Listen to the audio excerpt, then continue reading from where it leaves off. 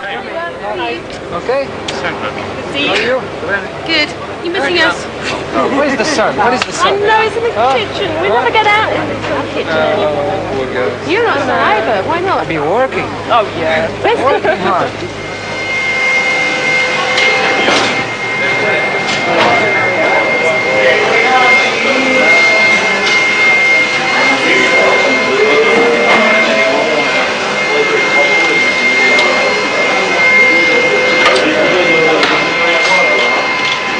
I'm going. Come say hello. I go to. See you in the morning.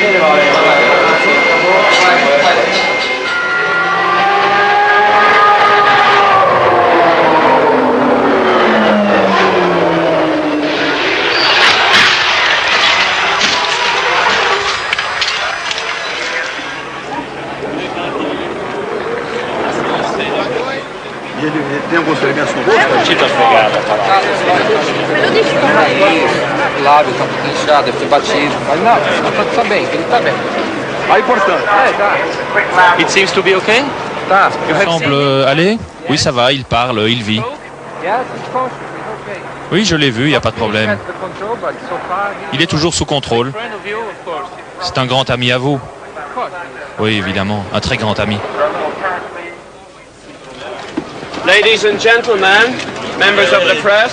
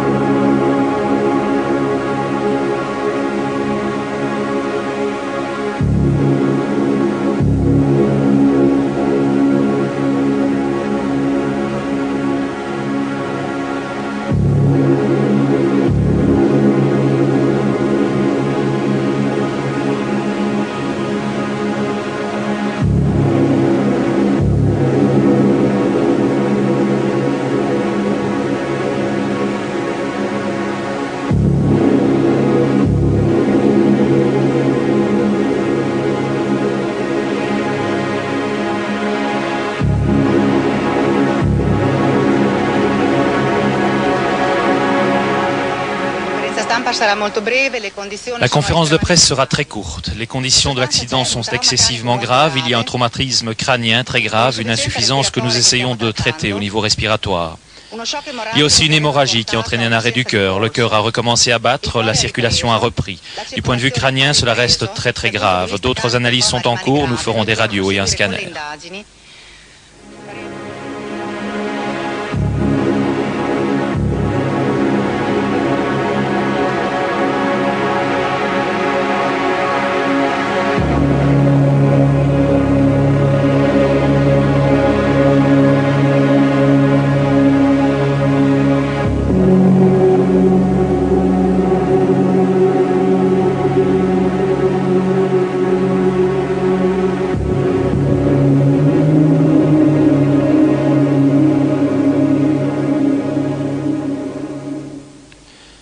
Ayrton Senna est mort, un lourd rideau de silence est tombé sur Imola. Personne ne veut rien dire, quelques réactions tout de même récoltées auprès des pilotes à Imola.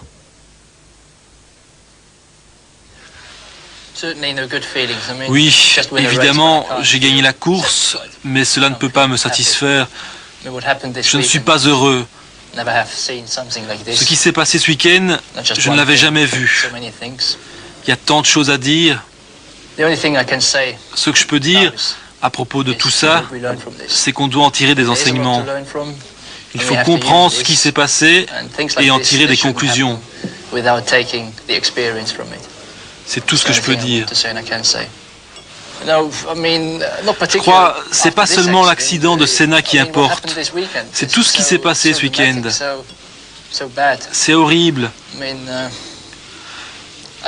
Je ne sais pas dans quel état d'esprit se trouvait Ayrton, mais en tout cas, c'est pas normal ce qui s'est passé. Et comme je l'ai déjà dit, j'espère qu'on en tirera des leçons.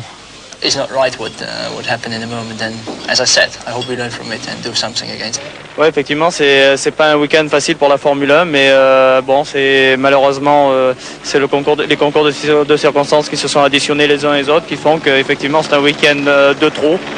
Et ma foi, je pense qu'il y aura beaucoup de choses à revoir et que les gens les reverront dans le bon sens. Il y a beaucoup de rumeurs, beaucoup de gens qui disent que les voitures sont trop dangereuses ou bien que la piste d'Imola est trop dangereuse aussi. Qu'est-ce que vous en pensez puisque vous étiez sur la piste et dans les voitures? Vous savez, on peut toujours tout remettre en cause quand il y a des phénomènes comme celui-ci qui se passent, mais je crois qu'aujourd'hui, c'est vrai que les Formule 1, l'année dernière, elles étaient très aidées par des tas de systèmes sophistiqués d'aide au pilotage qui étaient nécessaires par rapport aux performances des voitures. Aujourd'hui, ces aides ont disparu et les voitures sont devenues encore plus performantes. Et je crois qu'aujourd'hui, il est très difficile de maîtriser les Formule 1 modernes et on a surtout peu de temps pour rattraper le moindre incident et c'est pour ça que ça se finit souvent un petit peu dramatiquement. Vous avez déjà vécu des week-ends avec une ambiance aussi lourde? J'ai malheureusement vécu ceci en Formule 3000 il y a quelques années et je crois qu'on n'avait jamais vécu ça en Formule 1. Bon, je crois que c'est malheureusement dans ces circonstances pénibles que les gens réagissent et j'espère qu'il y aura une concertation au niveau des instances de la Formule 1 et que les gens sont des gens raisonnables et qui prendront des décisions sages pour l'avenir de la Formule 1. Ok, merci.